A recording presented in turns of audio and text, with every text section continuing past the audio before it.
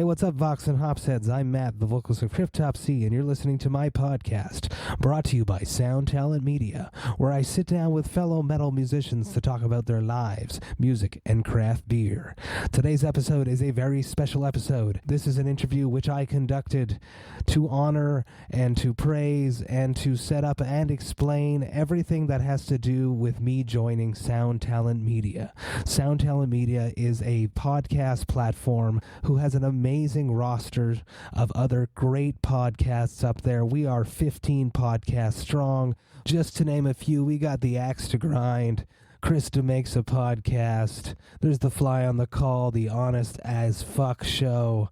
You got The Overnight Drive, That One Time on Tour, The X-Men with Doc Coyle, and the Punk Rock MBA podcast. That's just to name a few. There are so many more. The Tone Mob podcast, and I am super stoked to be a part of it. To honor that and to dig a little bit deeper into what that means to be a part of this network, what that's going to mean for all of you Vox and Hops heads, I set up an interview with one of the main dudes that set up Sound Talent Media. Sound Talent Media was set up by Matt Anderson, Tim Borer, and Dave Shapiro from the Sound Talent Group, who run one of the world's biggest booking agencies.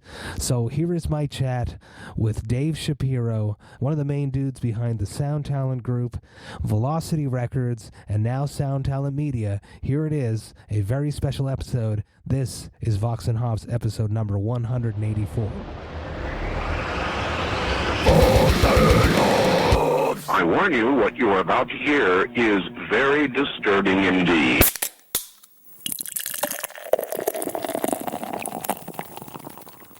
Hey, what's up, everyone? Today I'm with Dave Shapiro of the Sound Talent Group. He's also just launched Sound Talent Media. I am super stoked to be with you. I'm also super stoked to have Vox and Hops as a part of Sound Talent Media. Let's start with a simple yet complex question, Dave. How have you been coping with 2020? Can I ask to skip that one?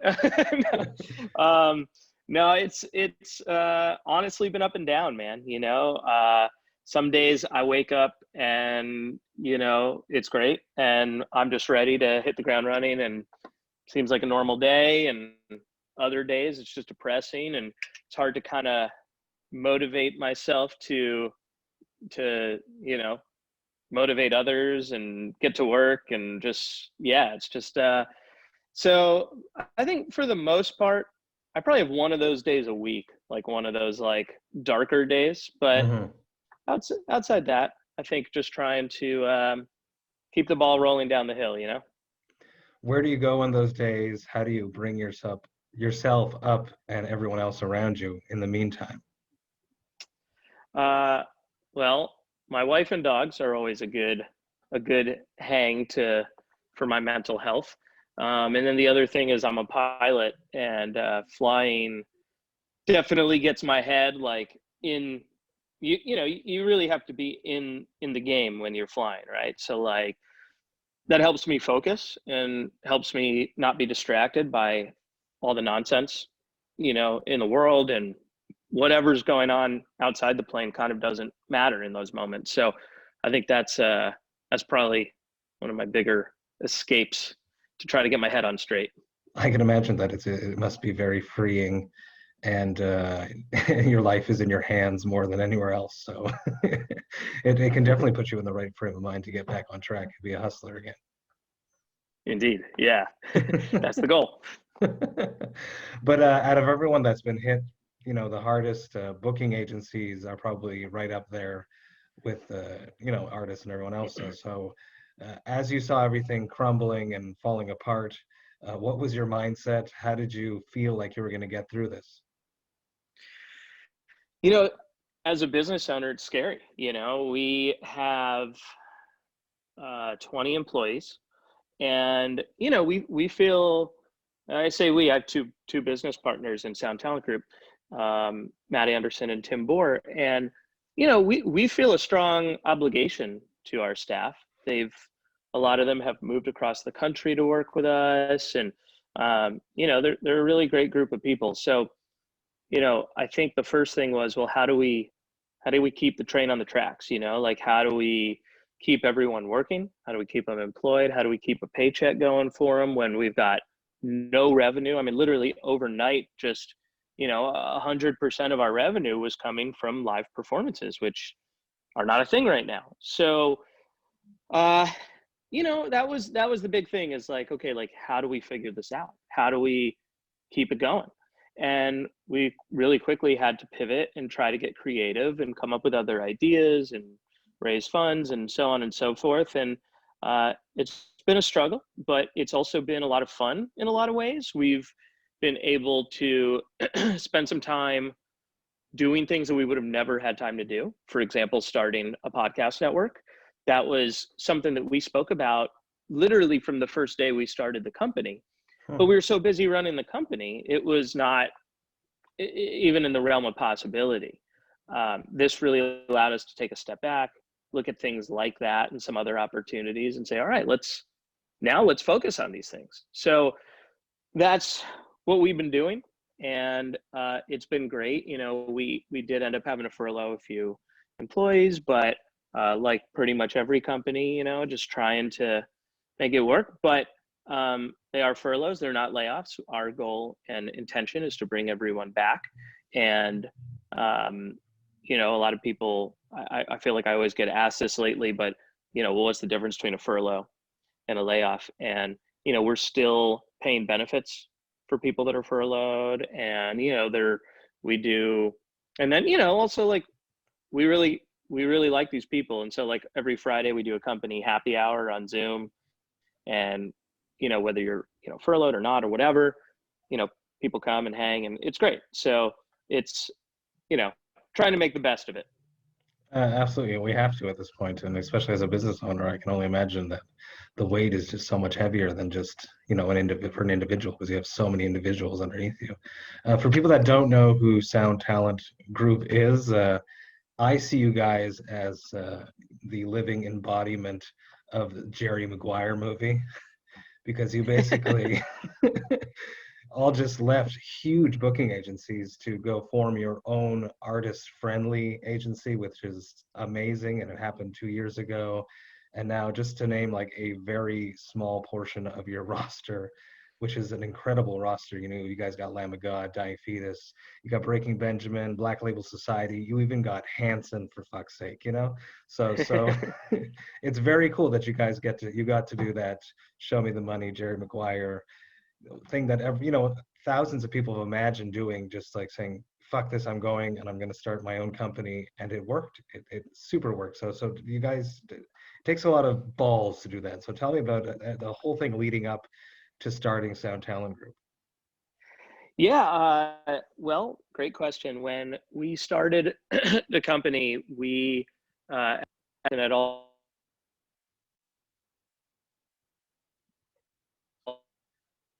Sorry, when I get a phone call on my iPad also. Anyway, yeah, so myself, Matt, and Tim, my partners that I mentioned earlier, the three of us were at the same agency for a number of years. Tim and I had been coworkers all the way dating back probably 13 years at that point when we left UTA. We'd already been coworkers for 13 years. So we did, I think he was at the agency group for 11 years and I was there for 10. I think he was there about 1 year before me.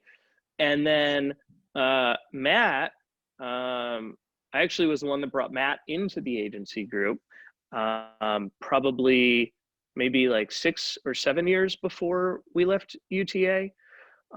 So for those who don't know, the agency group was one of the largest music agencies in the world that was only focused on music, meaning it didn't have film and TV and all these different kind of certain different aspects of the agency world that like the full service, what they call agencies have. And at the time, UTA, United Talent Agency, was probably one of the, if not the largest film and TV agency that didn't have music. They technically had a music department, but it was, very, very small. I mean, I think at that point in time, they probably had like 600 employees, and I think like 6 of them were in the music department, so, so they ended up acquiring the agency group. And through that acquisition, myself, Matt, and Tim ended up at UTA. And so we ended up there. We were there for about 3.5 years. In the agency world, usually when you're an agent, you have an employment agreement, a contract with whatever agency you work for. And so we were under contract. I don't want to speak for anyone else, but I know for me, about a year in, I was like, this is not for me. You know, it's really corporate. You know, everyone, not me, not most people in the music department, but everyone was wearing suits and ties to work. And it was really just like, it was a weird vibe for guys who do book bands like you were saying, you know, Killswitch Engage or Parkway Drive, you know, and like, you know, it just wasn't a fit. The agency group, although a big company, had a little bit more of an independent vibe. And so when we went there, you know, it was a great learning experience. It was a great company. It just wasn't great for us. And so after 3.5 years, we kind of had our, as you put it, like our Jerry Maguire moment, where our contracts were up and we all left and we started this company. And fortunately, though, unlike Jerry Maguire, more than one artist came with us. That would have been ugly. But yeah, so we had almost every single artist we represented come with us, which we're really, really fortunate. And then something happened that we weren't expecting, which was we started getting calls from agents that were at other agencies saying, hey, like what you guys did is really cool. And, you know, we're not really liking the corporate vibe at our agency. And, you know, and so we end up in these conversations with a bunch of these great agents that we respected and were friends with. And, you know, within a year, we were year and a half, we were about 20 people, 8 agents, you know, just really growing. And, you know, until COVID hit, you know, we were in the process of starting to hire more people, and, you know, the growth was just, it was great and it was really working. You know, COVID hit and, you know, here we are, but we still have a great company, great staff, great roster, just got to get to the other side of it, you know? Which we all will, and we have to stay positive throughout all of it. Something that helps me stay positive is, of course, craft beer. You know that I like craft beer. I've been told that you don't like craft beer. So Vox and Hops is all about hanging out with my metal friends and talking about their lives, talking about some music, and talking about craft beer. What do you have on your side there, Dave, that you're drinking today? I've got a Bubly, which is basically another brand of like a, you know, LaCroix, one of those type of drinks. This one is Blackberry. Very good, very good. On my side, I am drinking one of your clients' brews, Lamb of God's collab with Brewdog. This is their Ghost Walker Non-Alcoholic IPA, which was hooked up to me via Randy Bly through Brewdog.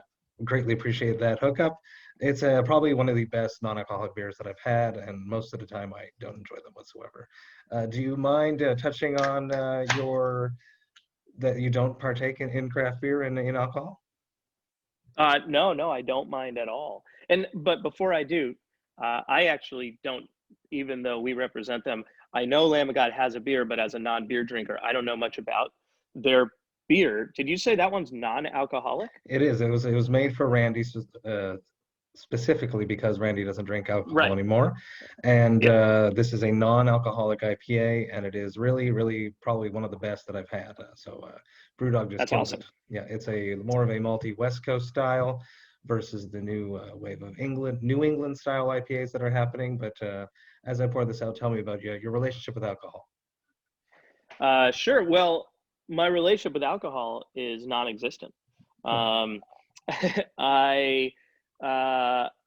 know, I labeled myself as straight edge when I was very young, and I guess I'm one of the few that remained straight edge, and so I've never had a sip of alcohol in my whole life. That's awesome.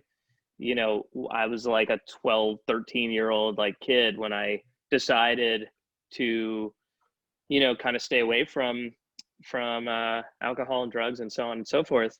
And then I yeah, I've never done it. Even, you know, years of touring and being around bands and being on the road and all that, but it just, yeah, it just wasn't for me.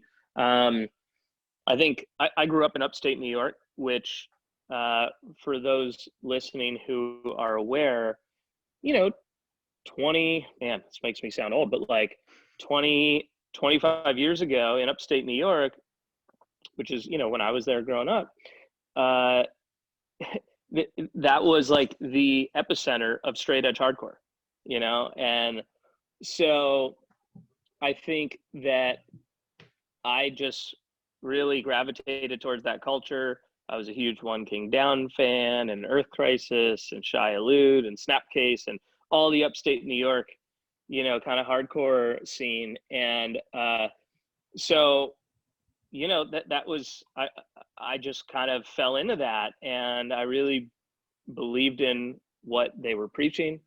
And I think as a lot of people got older, you know, they're just like, oh, that was just like, you know, my phase as like a teenager. And I just kind of, I guess I never left my teenage phase. That's perfectly good. Yeah, you know, when you find your identity early on, it's important to stand by it and to stick to it. Absolutely, absolutely. This, yeah, it holds true. I haven't had one in a while. It is still got that piney, malty, caramel-esque for an IPA, but it feels like a real beer, even though it clocks in, I think, at 0.05 ABV, less than 0.5 ABV. Very cool, very cool. Speaking about growing up, let's move back. This is a classic Vox and Hops question. When you were growing up in your parents' or guardians' house, what music was playing when you were not in control of the music? What music basically did your parents or guardians listen to? Well, both my parents listened to pretty different music. My mom listened to, I still like can't go in a car like with her today without like just cringing the whole time. I mean, you know, just it's you know, Cher, Celine Dion, like, you know, whatever. Yeah, I can't hang. And then but my dad wasn't, no one in my family was really as into music as I. For them, it was never like, it was more of a background thing. But my dad had much better taste in what he listened to in the background. And he was really into, like, you know, the Beatles and you know, Boston and Creedence and stuff like that. Just great stuff, and it's definitely not the first time I've heard that answer for sure. First time that Yeah. people don't like their mom's taste, though. But how did you get involved in this crazy world of booking bands? Were you in a band? I don't know the story. I'm very curious. I was in a band. That's exactly right. That's exactly how I got started. So I was in a band that with like my high school buddies, and right out of high school, we got signed to Victory Records. Very cool. And you know, it was a struggle being signed to Victory, but that's a story for another day. So yeah, I toured for a few years and did that whole thing, and it was a great experience. And I made a lot of lifelong friends that I'm still friends with, and I met a lot of people in the music business. And so when the band broke up, I just ultimately gravitated towards the business side of it. It was, you know, I think every band usually has like that one guy that kind of like handles all the business. And I was about to ask you that question. yeah, and I was that guy, and I think in a lot of ways I enjoyed that more than like playing in the band. And so when the band broke up, you know, all the other guys were like, oh, what are we going to do? Like, what band, you know, start another band or this or that. And a couple of them did go on to be in another band on Victory. And yeah, I went into the business side, and I tried a few different things. I tried booking.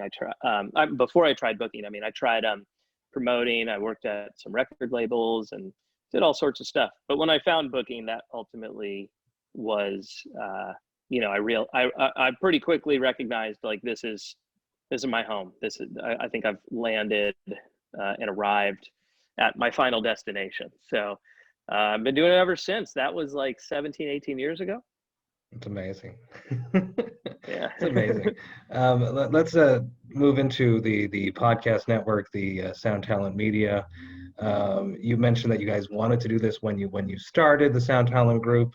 How did you guys go about acquiring such an amazing roster of podcasts? And I'm not talking about myself. I'm talking about everyone else that is on the network, such as the Punk Rock MBA. You got the X-Man with Doc Coyle. There's a Peer Pleasure podcast.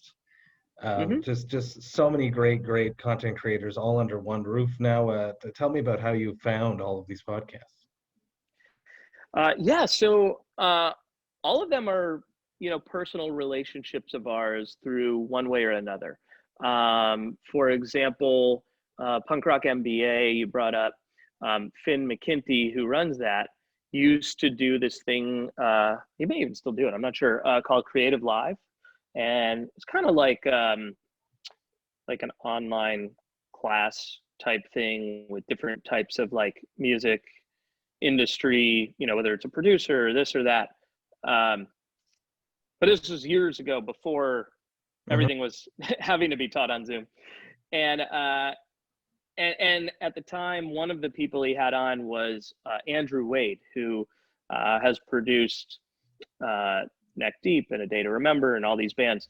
And I used to manage a lot of producers, and I was managing Andrew. So I worked with Finn to get Andrew, to come out to, I think they did it in,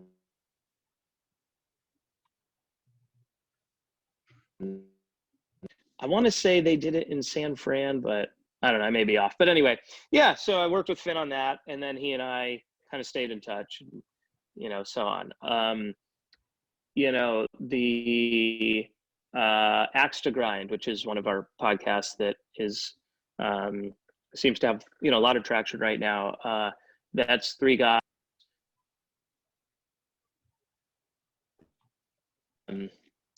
One of those guys, Pat Kinlan, who's the singer of Drug Church and Self-Defense Family, was actually one of my childhood best friends, and still is one of my best friends to this day.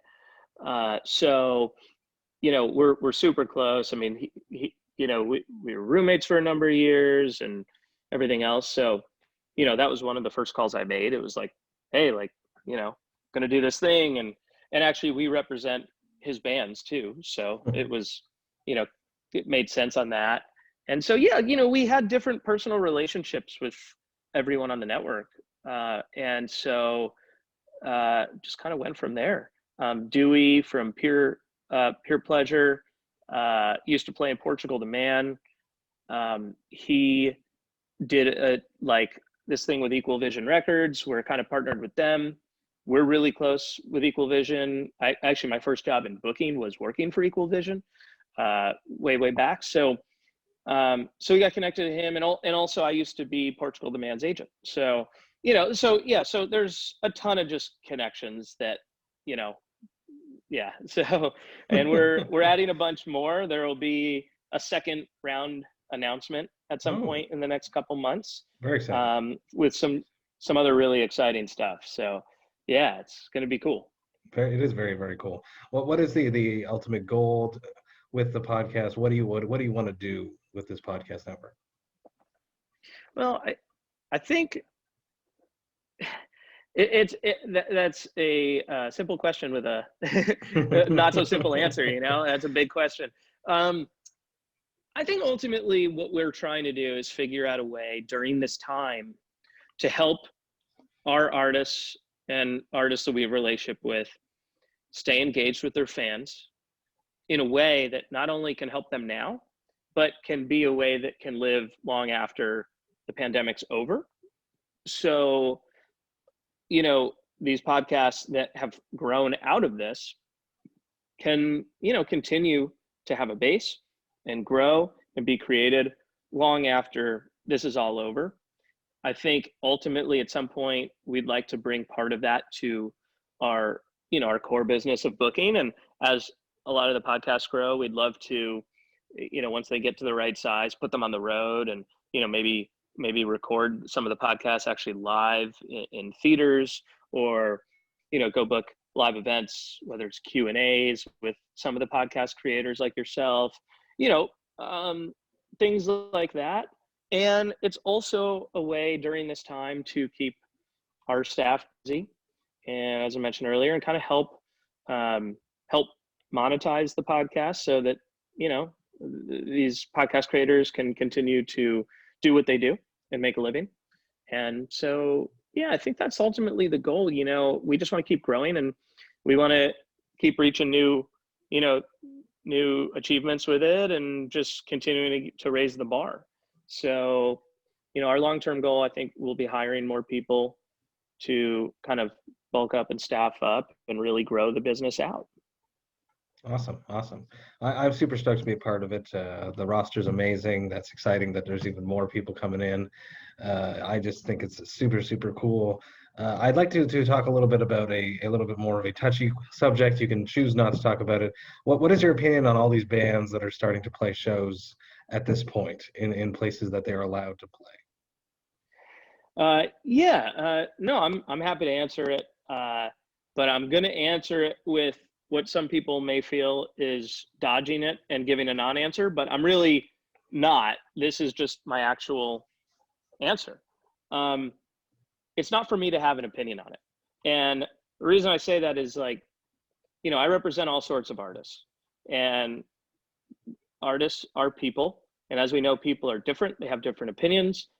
They have different upbringings. They have different thought processes. And so I have artists that are like, you know, this is all bullshit. COVID's not real, blah, blah, blah. I have artists that don't want to leave their homes until everyone in the world's been vaccinated. And I have everything in between. And it's not my place to tell any of them they're right or wrong. My personal opinions are irrelevant.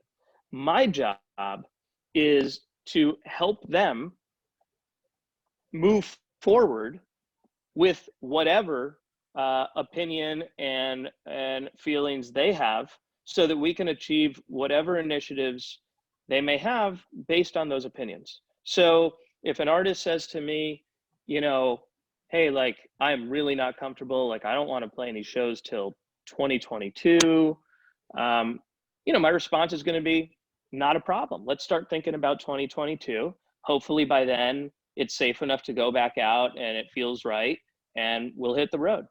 If I have artists that say, hey, like, this is bullshit, I need to make a living, I have bills to pay, I have kids, I got to put food on the table, like, I want to play a show next week, it's also not my job to tell them, like, no, you can't do that. Like, everyone has different needs and opinions. So my response to that will be, okay, let's see where places are having shows, at what capacities, whether it's reduced, does it make sense?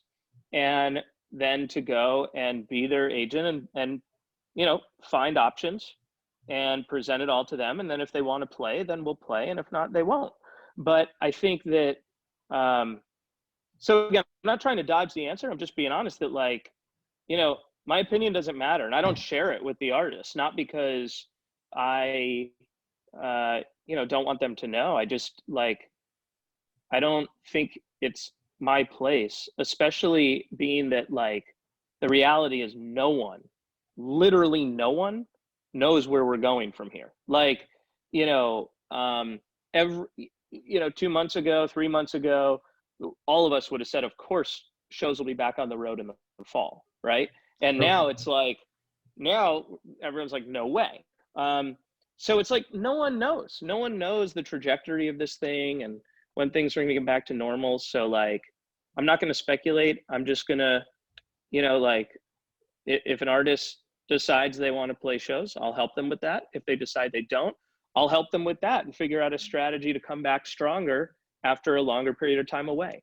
But ultimately, it's going to be up to the artist. It's a great answer.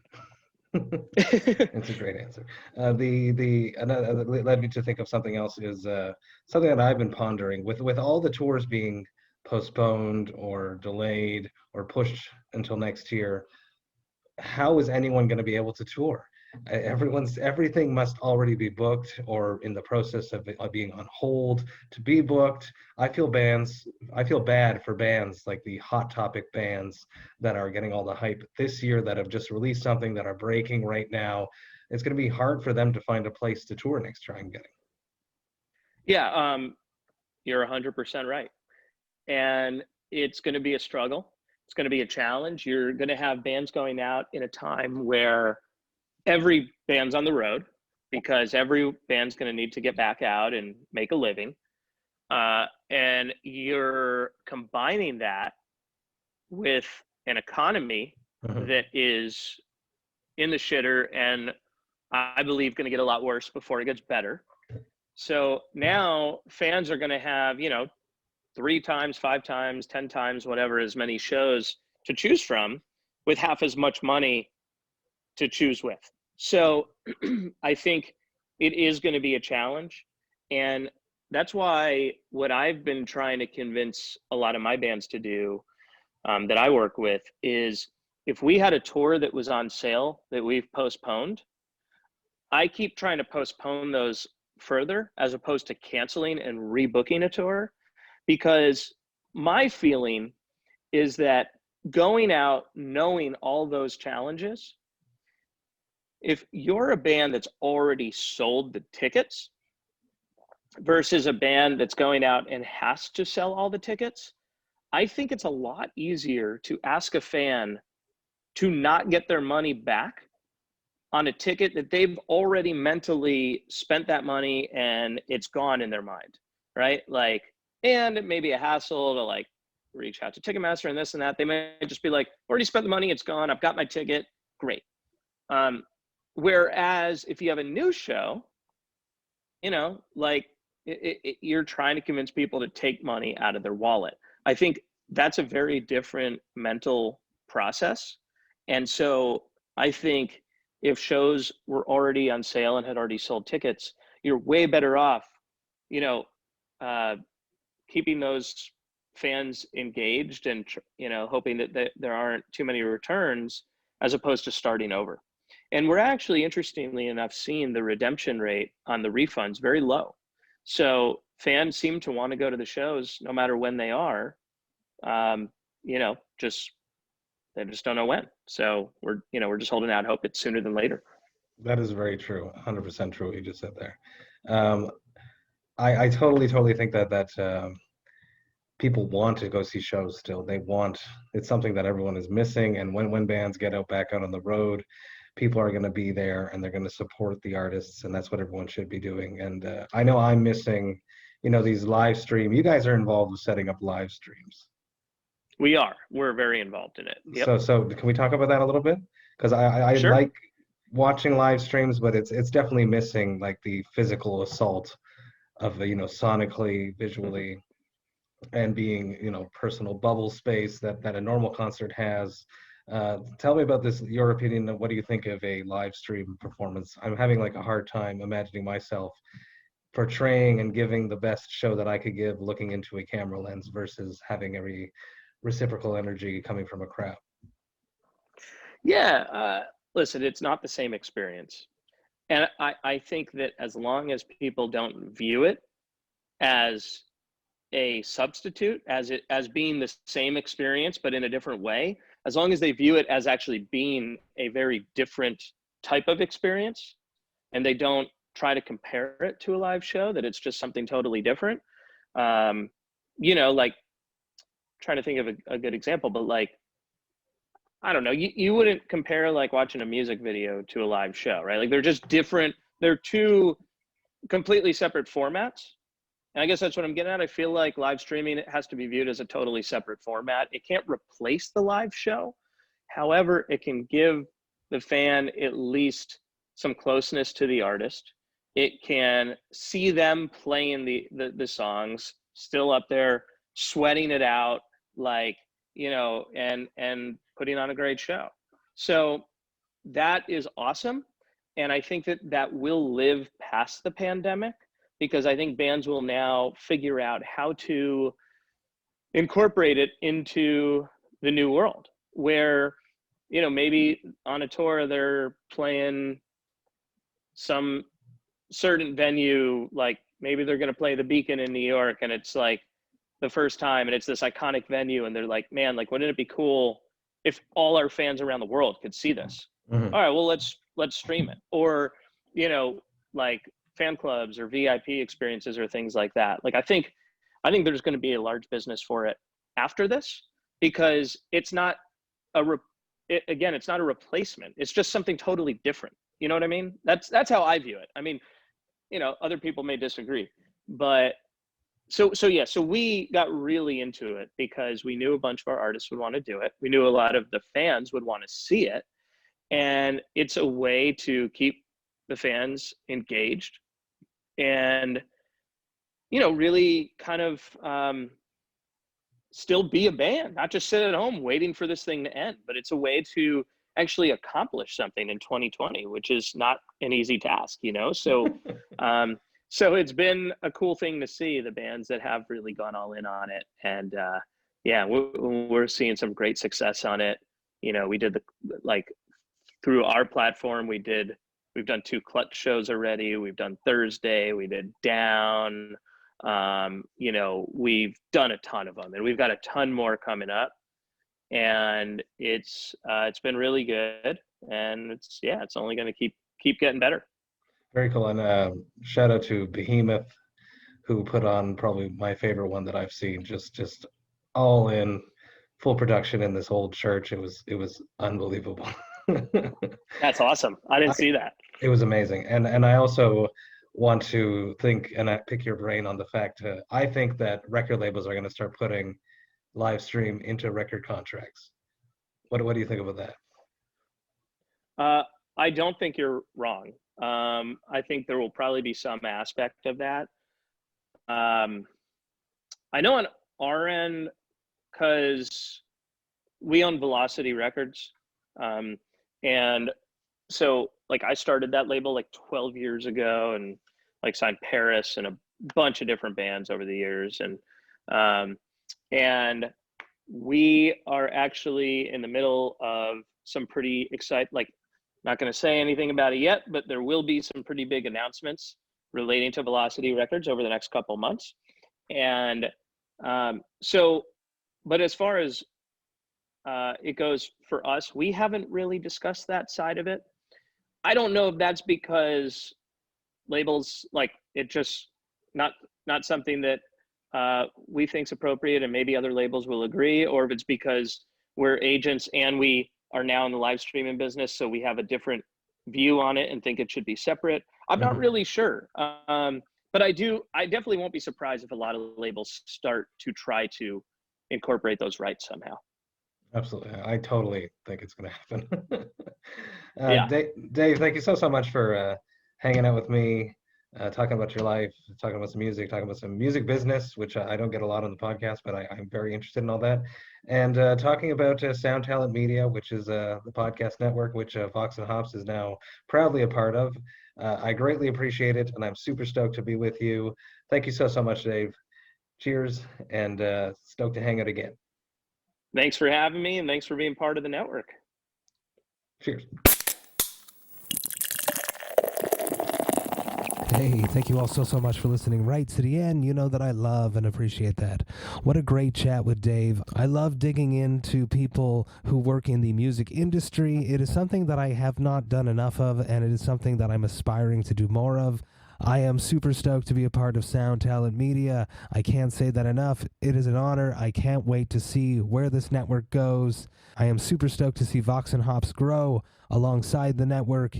But don't forget that Vox&Hops would have never gone anywhere if it wasn't for you, the Vox&Hops heads. I'm super stoked that you guys have stuck around and have supported me and have shared some episodes and have spoken to your friends about it. I greatly appreciate each and every one of you. I do not want Vox&Hops to change just because I've joined the network. There will be some slight little changes, but mostly it is going to be exactly the same, and I'm making sure of that for all of you. This episode, as all Vox&Hops episode, is, as you very well know now, brought to you by Sound Talent Media. I have one more episode coming at you tomorrow, but until then, remember to enjoy life, metal, and craft beer. Cheers, Vox&Hops heads.